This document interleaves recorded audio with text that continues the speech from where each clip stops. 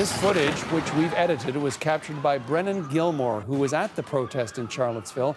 It shows someone in a Dodge Charger plowing into protesters and then backing up before attempting to flee. We have the man who captured that remarkable video joining us now. Brennan Gilmore is in Charlottesville, Virginia. First off, we want to express how sad people are for the events that have happened there in your community. You were out in the community, on the streets, on Saturday. Describe what you saw. Well, it was quite a tense atmosphere, of course. The protests were located in the central area of Charlottesville early.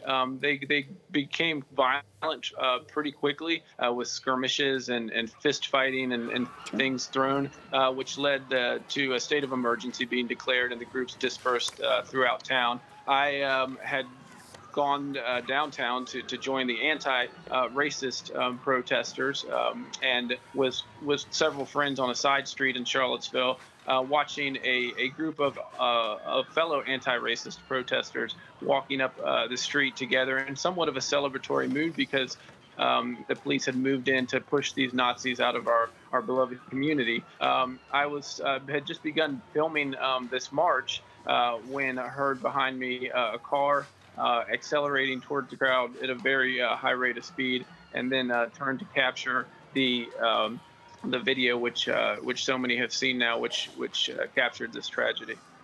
Did you realize at the time when the car went spinning past you and then backed up again, the impact that it had had? Yes, absolutely. I think it was clear almost immediately, given the atmosphere in town, that this was a deliberate attack. There was no other explanation. He had started at the very top of the street, saw the crowd, barreled towards them, slowed, and then reaccelerated, smashing into the crowd. I saw bodies fly up high into the air on all sides, a sickening sound, and it was immediately clear that there was going to be many casualties from this. And then, of course, he fled the scene. People who've been to Charlottesville, as I've been fortunate enough to have been there, know that it is a quiet, beautiful, peaceful town. How has all of this affected your community? I mean, it's shaken the community to its core. I think it's shaken a lot of the country, a lot of the world to its core to see such, a horrific example of, frankly, the natural conclusion of this hate-filled ideology from these Nazis, these so-called alt-right.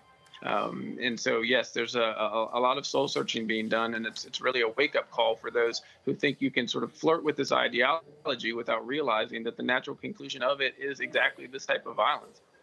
How concerned are you that this town has become a magnet, seemingly, and will unfortunately be forever linked with the name of Charlottesville? Look, I think love trumps hate at the end of the day in Charlottesville, and our community can't move on. But to do so, there needs to be, universal condemnation of this type of ideology. And, we can't have people that are flirting with this or allowing a seat at a table for groups who want to deny people who don't look like them their fundamental rights. You mentioned universal condemnation. Of course, it has been condemned right around the world. But some have questioned what the president has said in terms of his comments. What do you think of what Donald Trump had to say over the weekend? Yes, I think it was a failure of leadership. He needed to go much further. He talked about many sides. I prefer Vice President Joe Biden's comment that there is one side here, and that's the side of justice versus injustice, of love versus hate.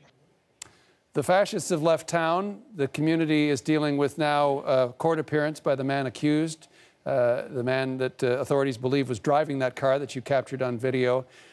Where does the community go starting this morning? I just came from downtown. The community has gone back to work. I think first thing is, we mourn the dead. We lost a wonderful young woman, Heather Heyer, and, our thoughts and prayers are with her family. We need to take a time to digest what happened. I think there needs to be after action reviews, of course, by the police forces. And then, and we move forward. Mr. Gilmore, you witnessed history and you've helped us understand it a little more. I want to thank you for your time. Thank you, John. Brennan Gilmore joined us live from Charlottesville, Virginia. For more Charlottesville coverage, go to our website. Matt Kwong has gone from our DC bureau there to write an online piece about the mood in the Virginia town. You can find that at CBCNews.ca.